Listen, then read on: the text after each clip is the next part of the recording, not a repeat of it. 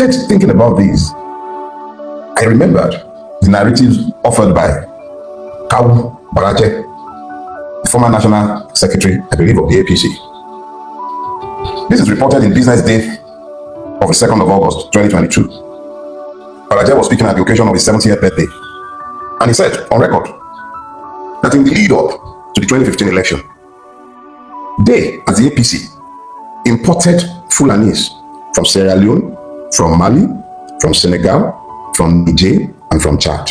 He was very specific. He did not mention any other ethnic nationality. He spoke specifically of the Fulani.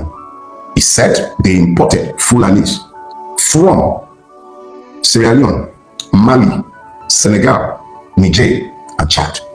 I'm not sure if we had influxes from Equatorial Guinea or if the ones in other parts were equally invited, but it was specific. And in 2015, a rabid Fulani redentist and a Muslim fanatic was elected president of Nigeria. Baraje was very, very clear in also saying that the people they invited, they also harmed. Let me repeat myself. Go to the Business Day newspaper of August 2, 2022. I am quoting Kawu Baraje. He was part of the foundation of the APC. He was the fractional chairman of the breakaway PDP that was part of the foundation of the APC. There are recorded confessions on TikTok, on YouTube, almost every social media platform. You'll find Fulani people telling you. There's one particular one I watched myself where the guy was like, look, AK-47, that they don't use it to shepherd their cows, that these were given to them. He was specific in saying that. He's on record. A friend shared a story with me, and I think he also posted these on social media. She rather, a farmer.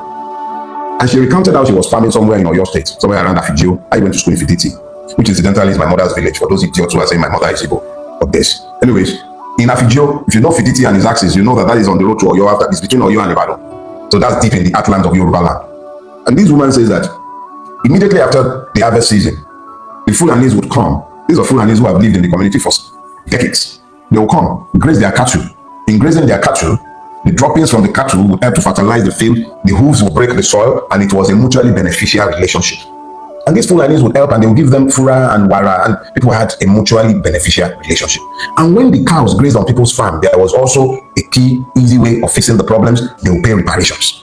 They had peaceful coexistence. And then this woman told me that after a point, the Fulani came, the leader of the local Fulani who would graze on our fields, came to her to say, look, I'm leaving. There are some new Fulanis in the environment. I cannot coexist with them. And the man left with his family. Somebody who had lived in the neighborhood well in excess of 20, 30 years. He left with his family. And not long after, there was this new influx of Fulani people who didn't even hear any language and were never ready to discuss peace.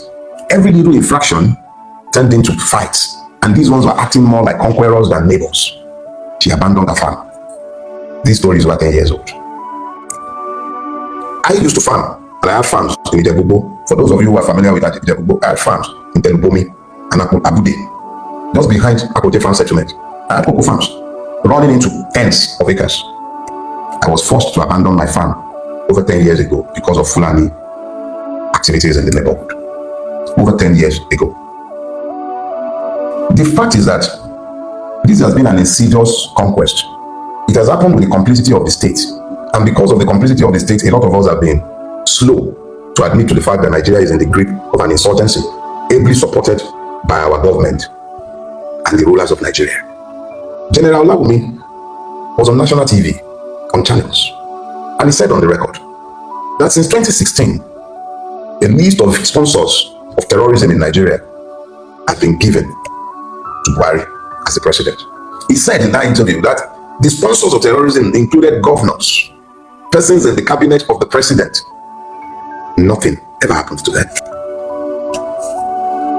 The UAE caught sponsors, financiers of terrorism in Nigeria, and they sent them to prison in the UAE.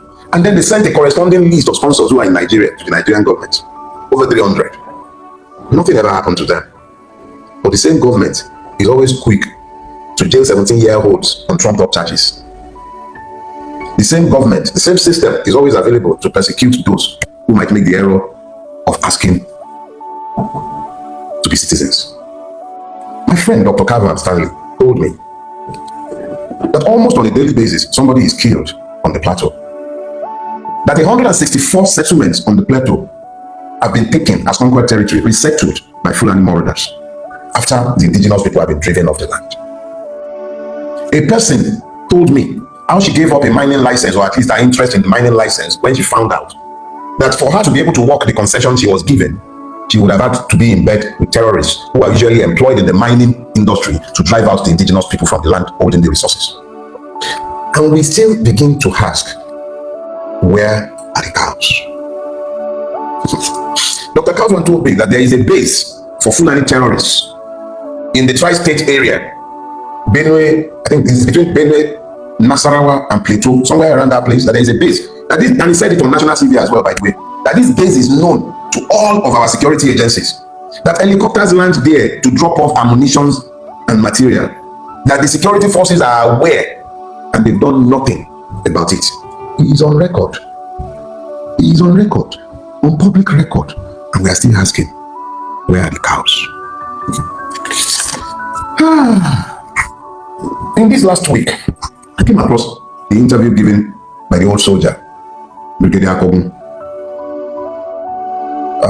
Brigadier Kogun, he was on Edmond Obido's show, and he was talking about his experience as the Amotekun Corps commander in Oyo State.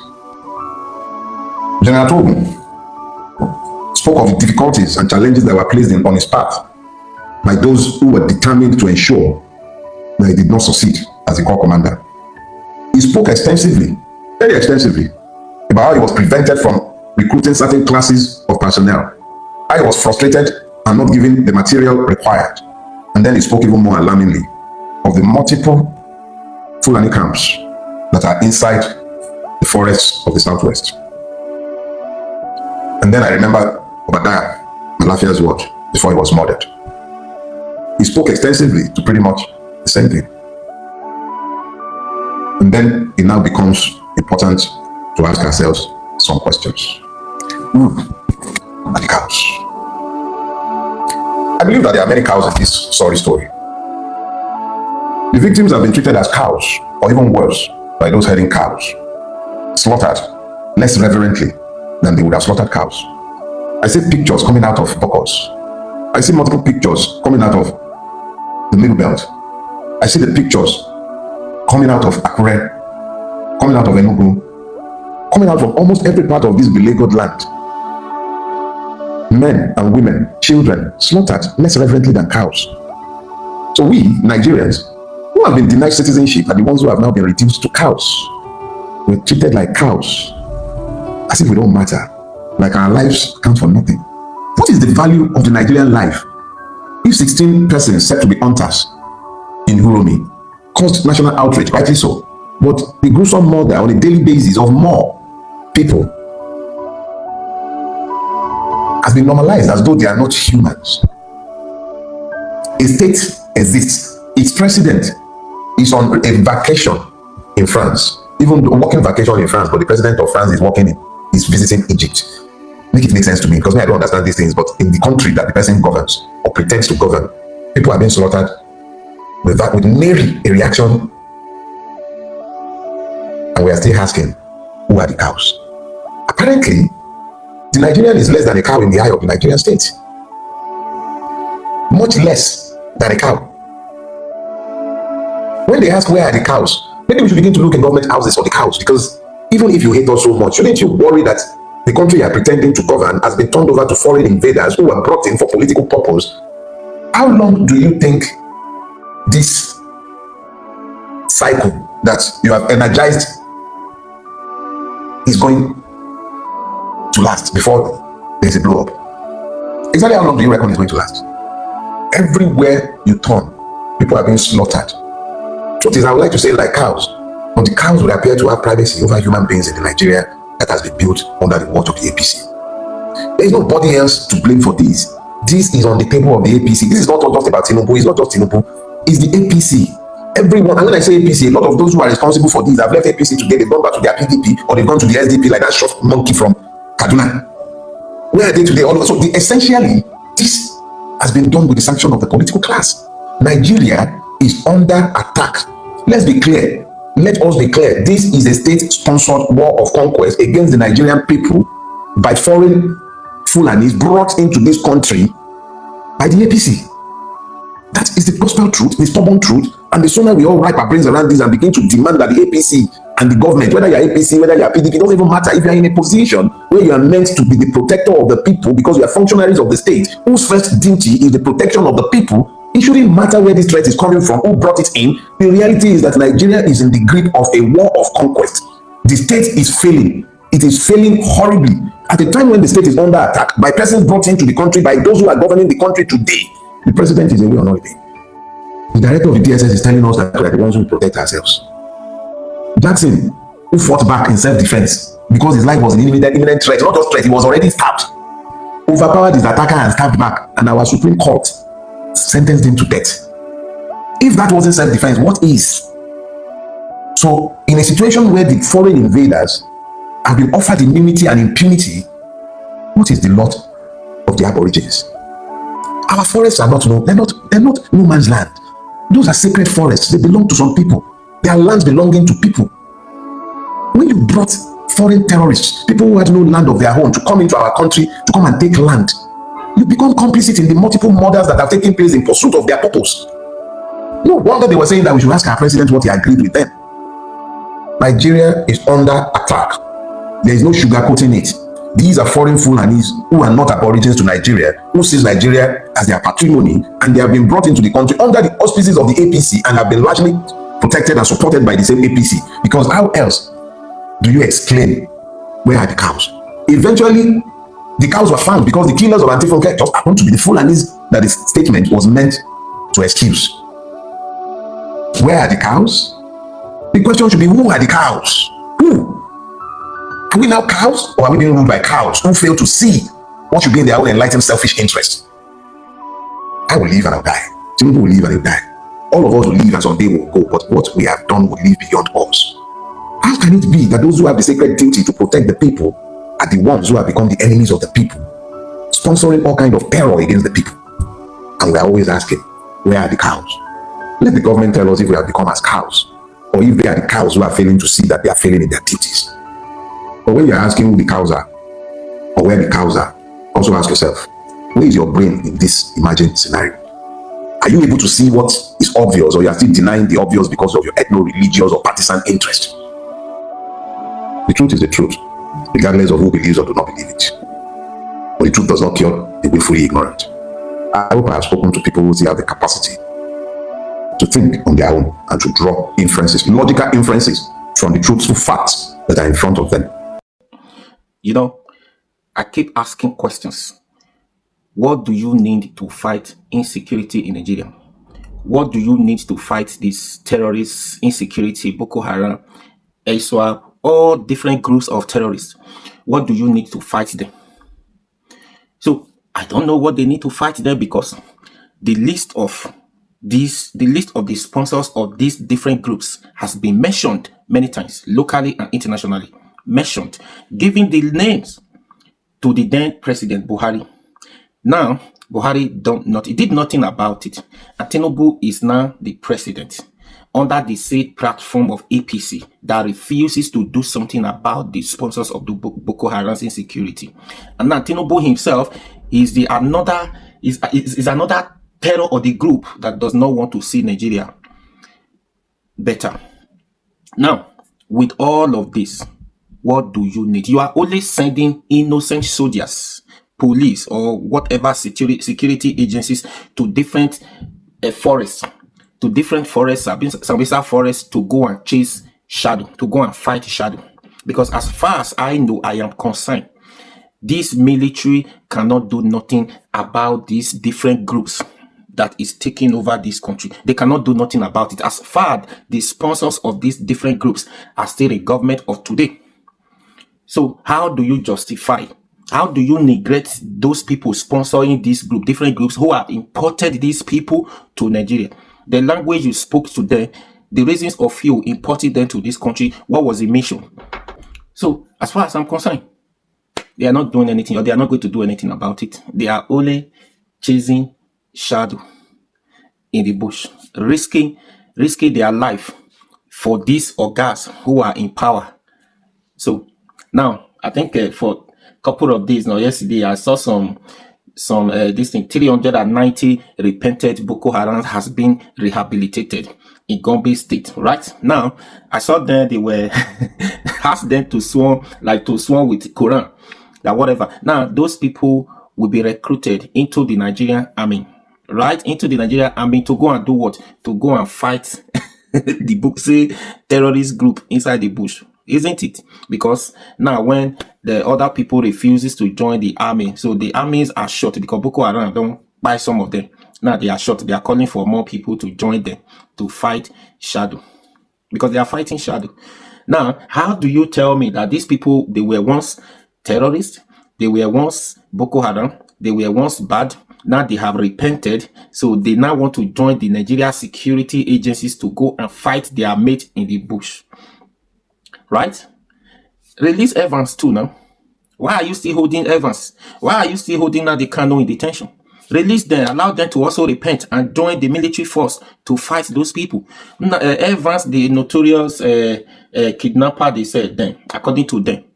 So he has repented, even in the prison. He's not a pastor or he's not a minister. So why are you still holding him in detention? Release him. Release Nnamdi Kanu. Nnamdi Kanu has been vindicated many times. Release him. Why are you holding them?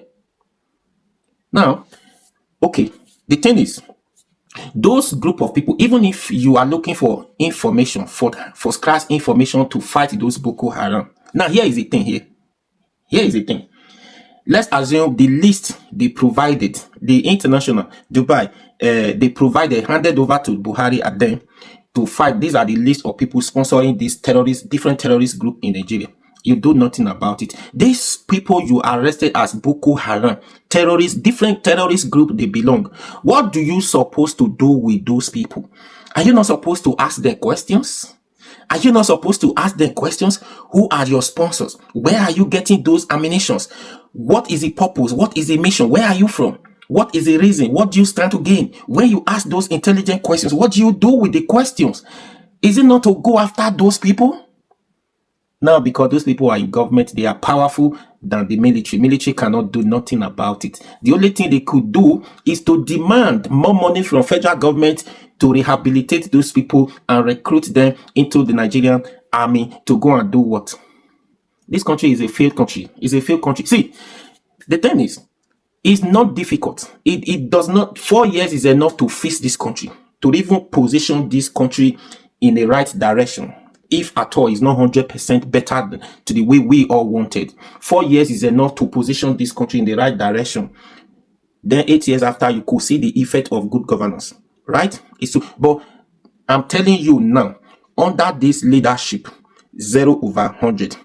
Then under APC comes into power, comes back again, 0/100. Under one Nigeria, to fix this country, whoever is coming to take over, to fix this country, let's say if we have a good president to take over, let's say you can give some percentage at least to do one or two things, to make sure the country is good in some areas, isn't it?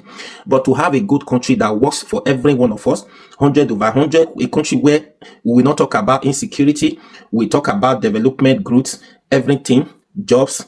We don't have out of school children again. We have functional, good hospitals, healthcare, good schools, and everything, roads, infrastructures, everything are working perfectly well. We have electricity. For we to have all those things, one Nigeria cannot do it. I'm sorry to say, one Nigeria cannot give us all those things. We can only manage it through good governance, through leadership, of which APC government is out of it. A country where, for you to have one Nigeria is not going to work. A country where some people value cow more than human beings, is that the country you want? No, it's not going to work now. So some communities has been taken over. They sent those people, the communities, away from their farmland. They are taking over. Then a time will come, they will use cow to replacing human beings in those communities. That's what is going on now. So anyways, I'll stop here for today. Please share this video for us to have a good country. Separation of power. That is the only solution. Regional, I've been saying, regional revolution, regional system of government. For one Nigeria is a waste of time, because one Nigeria, for you to start with one Nigeria, you need to secure the land. How do you secure the land when you know the sponsors, you refuse to do something about it? Please share this video and subscribe to this YouTube channel.